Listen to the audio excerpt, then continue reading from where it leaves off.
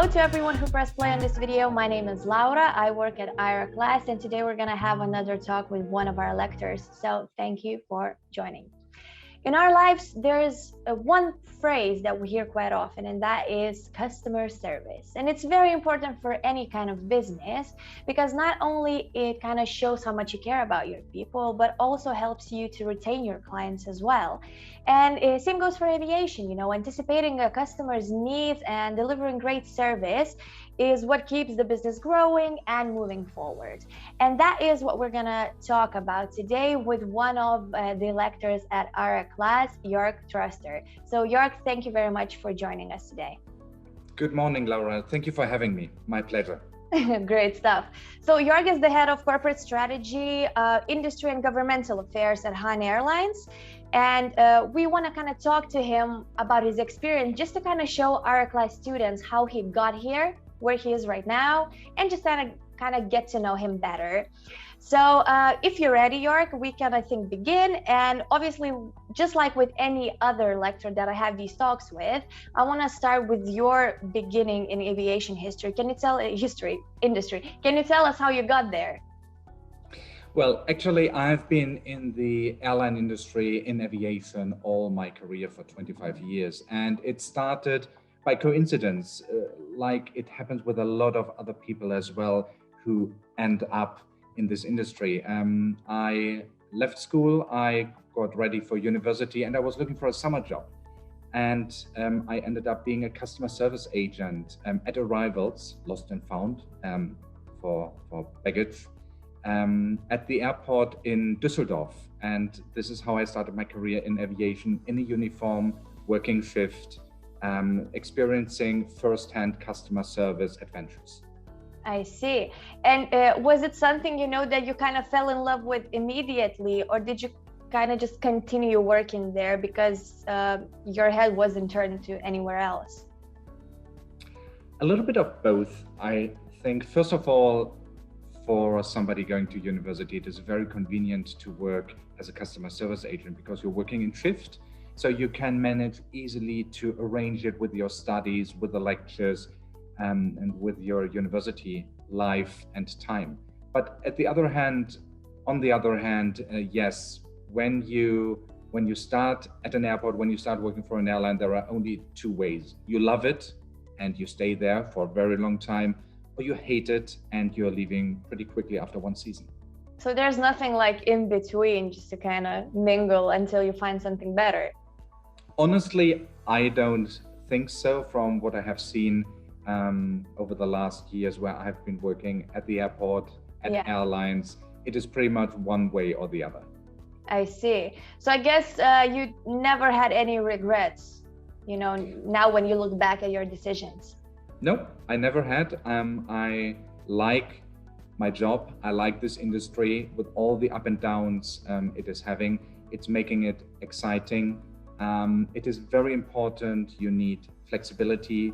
You need to be spontaneous. And this is not only valid as a customer service agent, but when you're working in other areas as well, be it marketing, be it corporate communication, be it revenue management, sales, whatever it is, flexibility is the utmost. At the very end, every part of the organization, every part of an airport, every part of an airline is there for the customer, is receiving a revenue from a customer. So being customer focused, customer minded, and this translates immediately, directly into flexibility is the utmost you need to keep in mind. I see. Now you also mentioned, those ups and downs and sort of characteristics that someone needs to stay in that industry. But obviously you've been with Hahn Air for over, I think, 15 years now, and you climbed those career steps yourself there. What other things do you think someone needs to succeed in this sort of industry?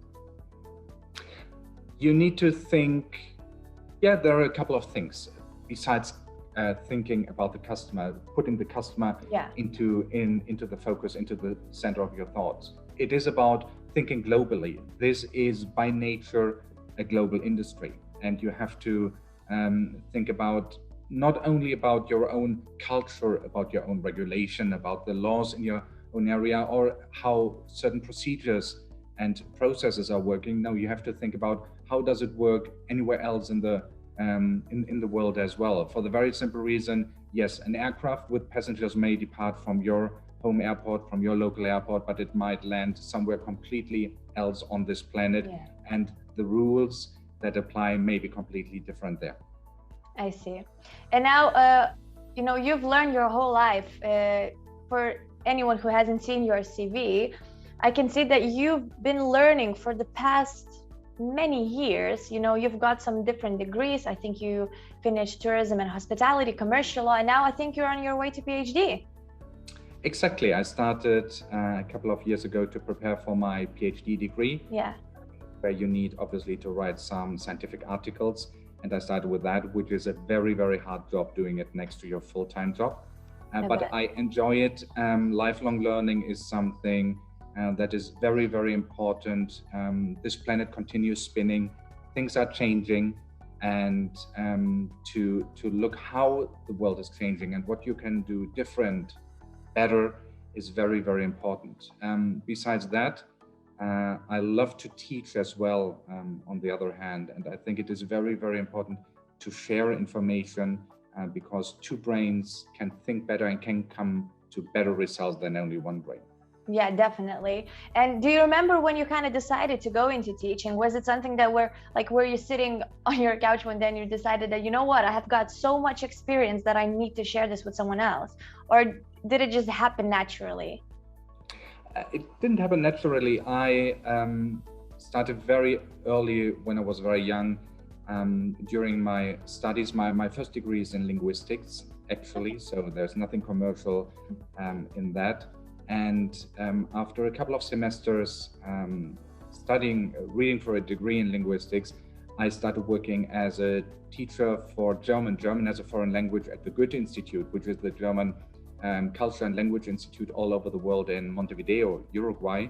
And that was the first moment when I enjoyed that very much. But there were many other opportunities as well.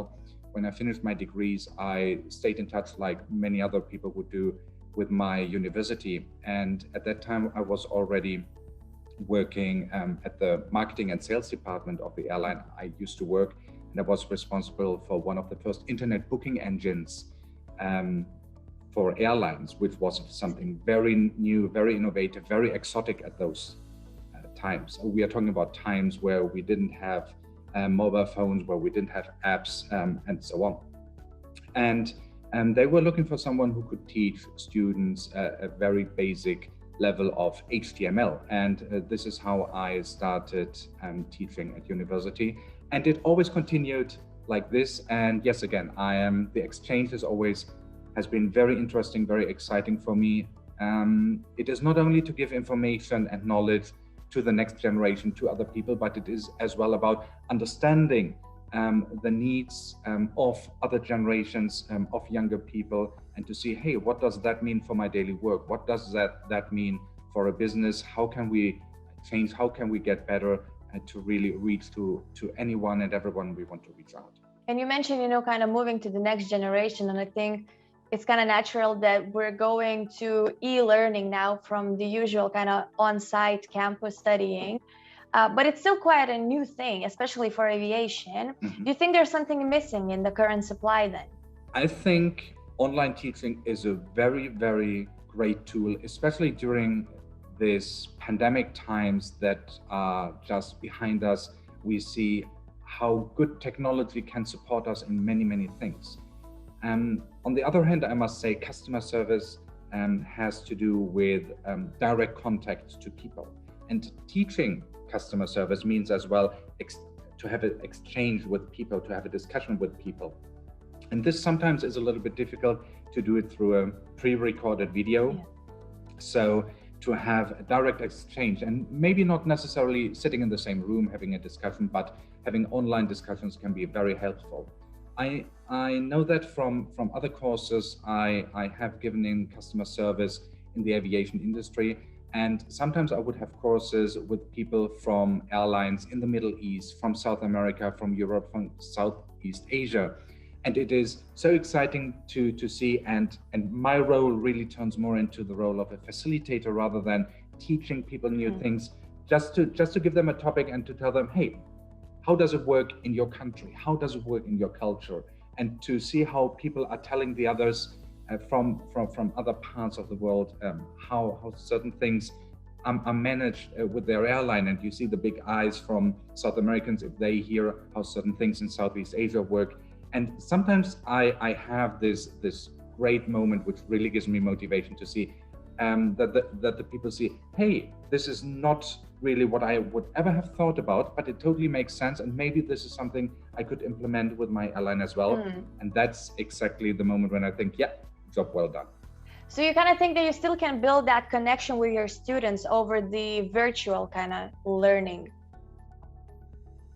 At the very end, a teacher is nothing else but a customer service agent. It is about understanding what are their needs, what are their interests, what are they looking for, and just to find a way how to get those fulfilled, to define the objectives and to fill them with life. And I think, yes, you can trigger an online discussion. You need to understand the person, the individual person that is in front of you, and then to see how can you motivate this person, how can you activate this person to share ideas and thoughts with the others so that they can receive something from it. Obviously, doing that through video can be a little bit more tricky than sitting in the same room, where sometimes you can help a little bit with chocolate bars and other tricks you may have in your sleeve. And another challenge, I never had super big groups. I always had small groups of 6 people, 8 people. That works.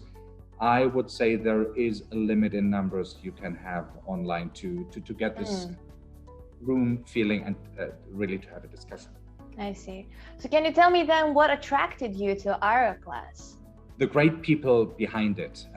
I was contacted by some of you guys, and I have known a couple of you for quite some years. This industry is small, the aviation industry is small, the teaching in aviation industry is even smaller. So people know each other. And when I saw what a great team is behind Aeroclass, I thought, yeah, this is a good venture and I want to be part of it. And I must honestly say, I'm really, really excited to be one of the first trainers, lecturers you have here, and to be able to be a part of the team that is building up content. Thank you for that. Yeah, because we're also very glad to have you on board. And now that we're here, I kind of want you to introduce your course to everyone who's watching, because hopefully, people will get interested, they'll visit our website and they will check your course. So I know you have 2 courses going on there, so you can introduce them both. Just kind of tell us what it is about and maybe some people who are they aimed at, just to kind of get a better understanding of what we can expect. Absolutely. The first course is an introduction into customer service, and the course is following the customer life circle of in the aviation industry. So starting from the very, very first point where the customer would have the first contact with the airline through advertisement, through newsletters, whatever it is. And there are digital touch points, but at the same time, at a certain point, obviously, it is a service industry. There are personal touch points as well. And we are going through all those touch points step by step, looking into why this touch point is important. How can you give really, really good customer service? What does the customer expect, and what can you give the customer at this touch point? And at the same time, what can you take back from this touch point from the customer? How much information is available? What can you learn about the customer? And obviously the transition as well. At the very beginning, for example, during the booking, you collect data from the customer, which may be very, very important at a later step when the customer is at the airport or in the aircraft. And of course, you want to make those colleagues there this data available as well, so that they are able to handle the customer on the most individual base. Again, it is about expectations and to fulfill or over-fulfill those expectations to the very end after the journey, what can be very important, and you just mentioned it before, it is about retention as well at that point, to understand whether the customer had a good journey or not, and to see how you can keep the customer. We all know that it is always much cheaper to keep a customer than rather to acquire a very new customer from the market. Having said that, this course is for everyone who is starting the career or already has a little bit of experience in customer service, especially in aviation. So it is about senior customer service agents, maybe group leaders, maybe junior managers, all those who are really, really interested to understand a little bit the background and the mechanisms of customer service. Of course, it is about smiling, being nice, being polite, being educated to the customer, but we are talking as well about the psychology behind customer service and the process itself to understand, yes, this is a whole journey the customer is going through. And even though I'm only meeting the customer at a very, very small part of the journey, I need to think about the whole journey to really enable my company to give really, really great customer service to each and every particular customer. Yeah. Another group of people who may be interested in this course are as well people who are not in direct contact with customers, like revenue managers and other people who are doing a job at the airline that has impact on the customer journey. Like, I'm coming back to the example, revenue managers who then are creating prices which are going directly into one of the digital touch points the customer has with the airline, the booking engine. The second course is a little bit more specific than the first one, and it is about customer service in crisis. And we just talked about that before. We are just coming out of one of the most major crises this industry has ever seen. And so many things has changed from the moment on when we had to start wearing masks. Airports were closed and reopened, and completely new protocols have been implemented at airports and with airlines. I just told a colleague last week that traveling at the moment, even in advanced aviation markets like Europe or North America, traveling feels a little bit like in South America in the 80s, where you need dozens of forms to fill in before you can enter the airport, or you have to go through immigration. And it seems to be that a PCR test is the new passport control in those current times. So this course is looking a little bit more into the specifics, again, along the customer journey, to look into how are those touch points we are having here, those digital ones, but the personal ones are changing. What are the new experience? What is the new experience of the customer? What does the customer need? What is still available? And this starts from simple things like sending the customer an additional email to inform her or him about you need more time to go through the airport. You need these additional documents to be able to fly with us, up to the point to tell the customer at the airport, sorry, there is no in-flight service at the moment. So if you need something for that flight, you better get a sandwich yourself. If sandwiches at the airport are still available, if the duty free is still open, and this could be information the customer wants to know before about as well. So this course is for customer service agents, for the senior ones, for people managing customer service teams, so they understand again, yeah, this crisis has not only impact on my part where I'm responsible for customer service, where I'm meeting the customer, but it is about the whole journey. And at the very end, we need to think about the whole journey and how this has an impact on the customer. For both courses, at the very end, it is important to understand that every customer is an individual with individual needs, with individual ideas, dreams, necessities, and reasons for traveling. And this counts even more for the crisis rather than in normal times. At those times, nobody who does not has to travel would travel at the moment, because it is so complicated and so complex, and governments has done a lot at a certain moment to make people not to travel. So people have a certain reason, and this certain reason sometimes can be very, very sad that they lost a loved one and they want to go for a funeral or a family reunion.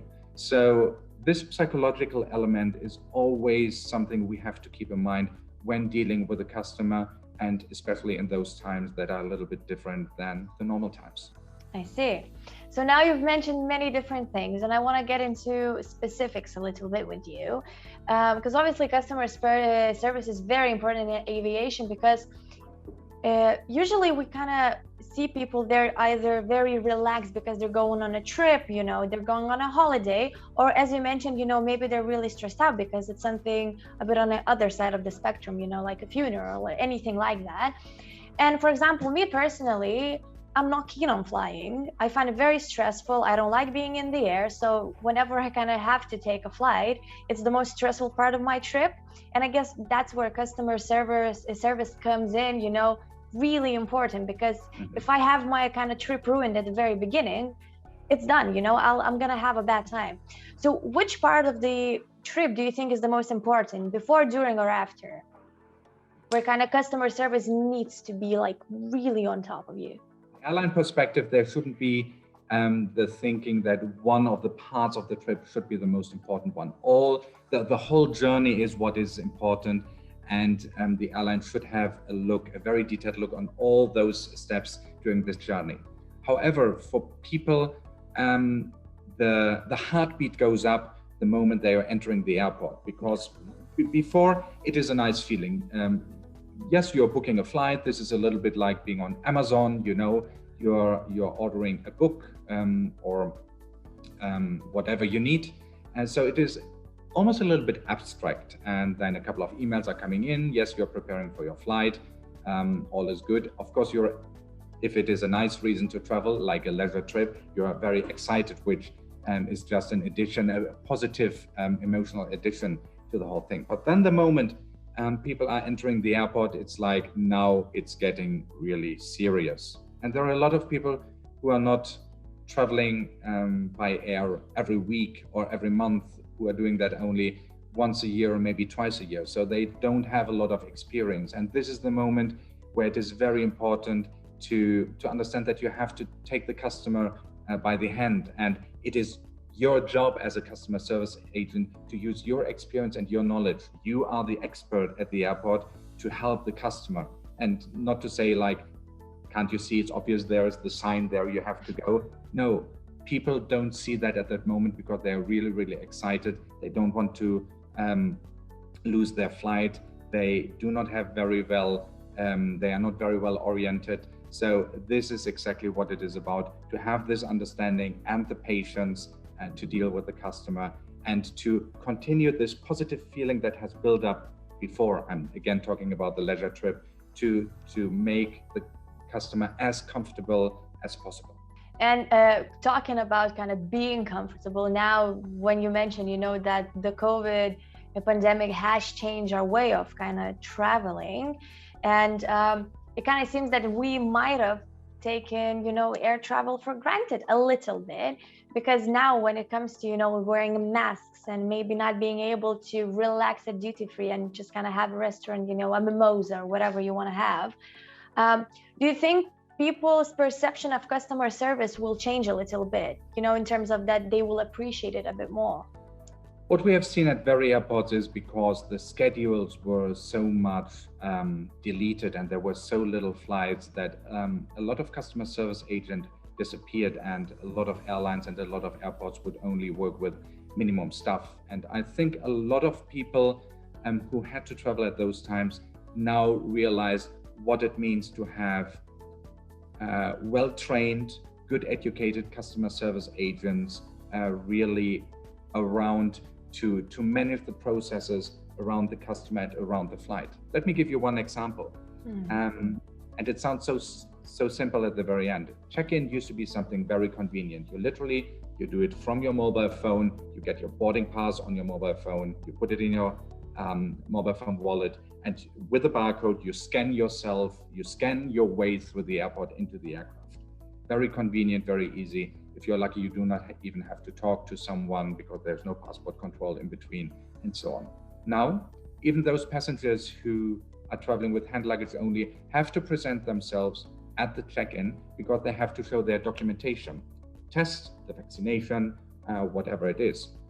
So we are having less customer service agents, but luckily less passengers as well, but every passenger now has to pass by that checkpoint.